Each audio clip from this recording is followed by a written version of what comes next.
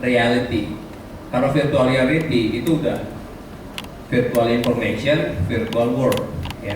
Kalau augmented reality itu real world plus virtual information. Ya. Nah, hari ini kita akan bicara fokusnya di mobile device. Ya. Saya nggak akan bicara di desktop, web dan sebagainya. Saya akan fokus di mobile device. Nah, perlu kita pahami ya mobile augmented reality ya sebelum kita bicara mobile games ya. Ini kadang-kadang orang kan kalau cerita, oh pakai augmented reality keren gitu kan. Nah, kompleksitasnya sih seperti apa sih? Nah, yang pertama yang harus Anda pahami ya, kalau robot ini kan ada sensor, ada aktuator ya kan dan sebagainya. Kalau augmented reality juga ada 3 komponen. Yang pertama registration ya. Yang kedua sensor, yang ketiga information.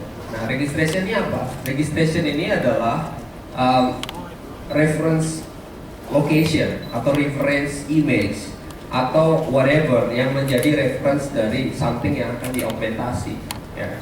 Saat Anda pengen menampilkan virtual information, harus ada registration point, di mana virtual information itu apakah mau di pre-processing, apakah mau ditampilkan, apakah mau diletakkan di situ. Jadi harus ada registrationnya. Nanti saya punya contohnya. Yang kemudian sensor, ya kan. Sekarang mobile device sudah lumayan canggih ya, sensornya udah banyak. Ya. Kalau kita lihat, misalnya saya punya smartphone seperti ini, ya. Mas Putra pasti tahu nih apa. Ada kamera, ya kan, ada touch, ada accelerometer, ada giroskop, ada kompas, sebagainya. Itu sensor.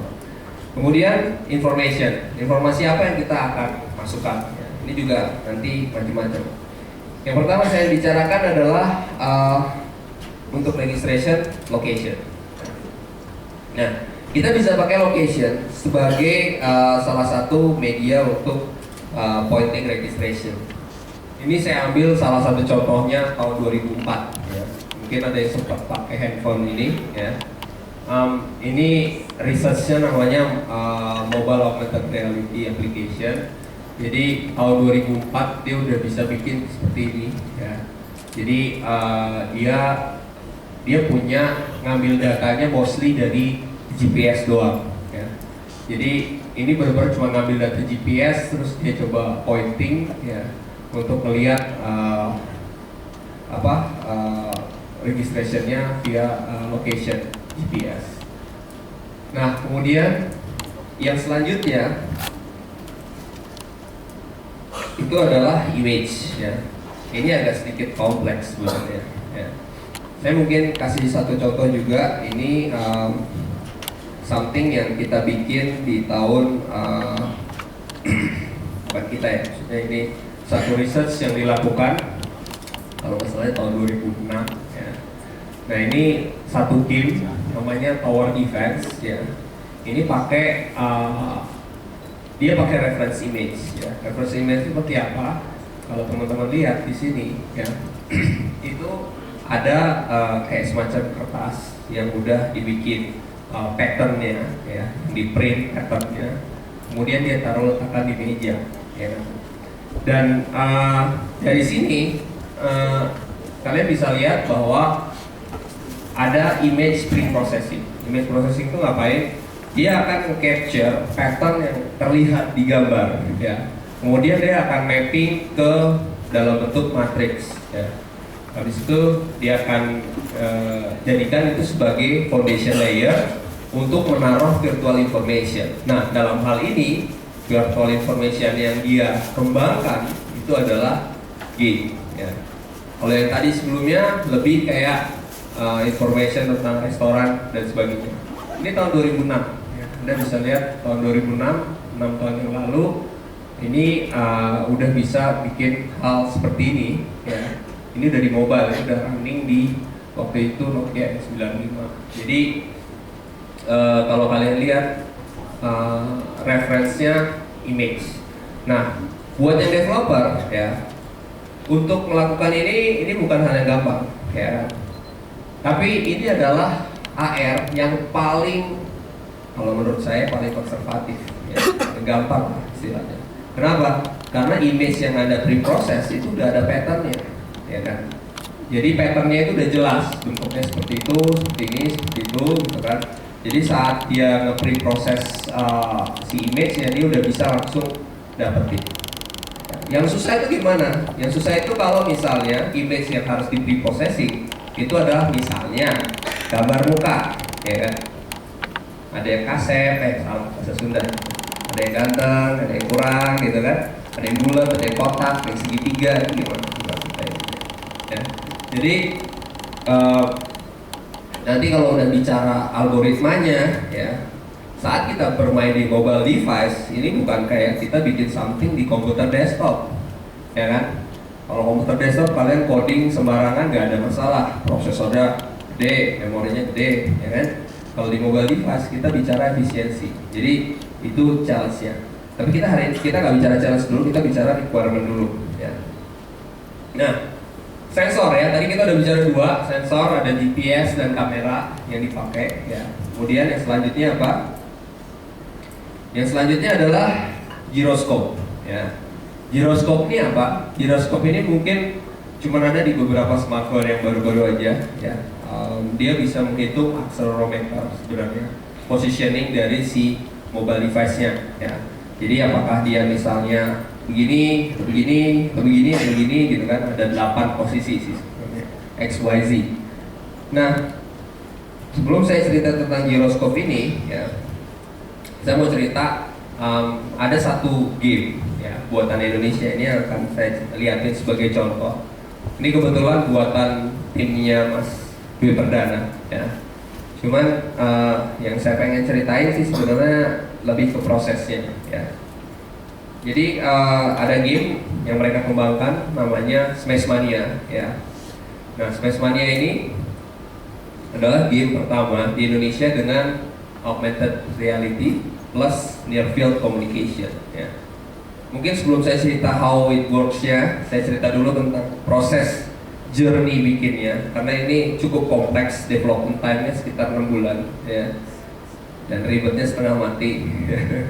Jadi game ini sebenarnya nggak pakai reference registration image, nggak pakai reference registration location, tapi purely dia cuman fokus di gyroscope. Kalau kita bicara konsep augmented reality ini, ya, ini menarik. Kenapa? Karena dia cuma purely di gyroscope.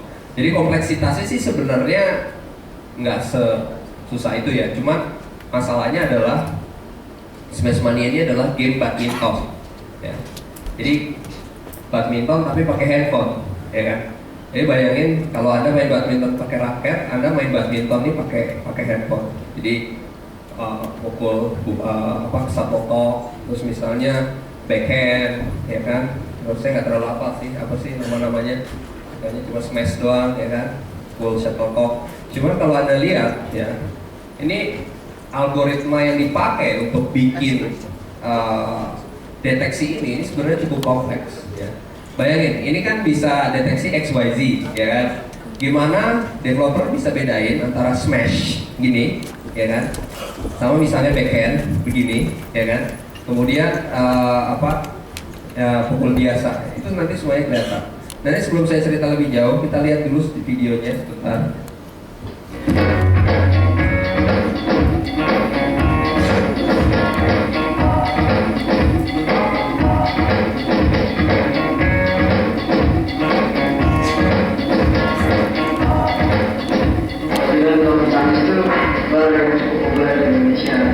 Dari sisi praktiknya juga ada. Jadi makanya itu kita terinspirasi dari situ bikin game di HP mana temanya itu dan jadi dan kita sukses lagi.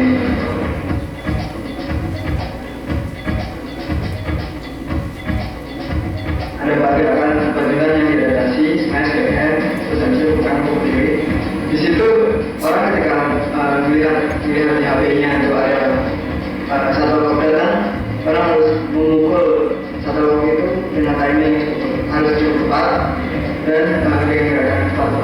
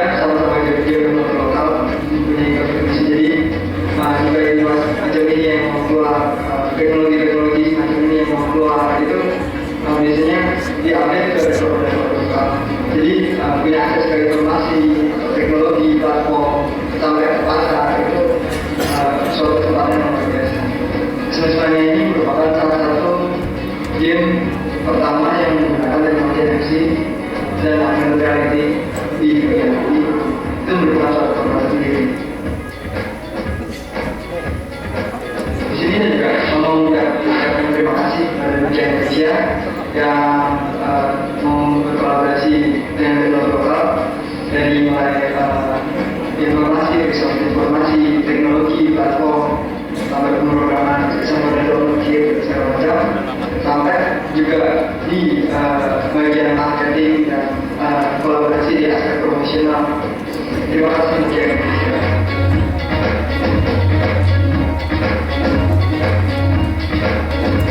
Oke.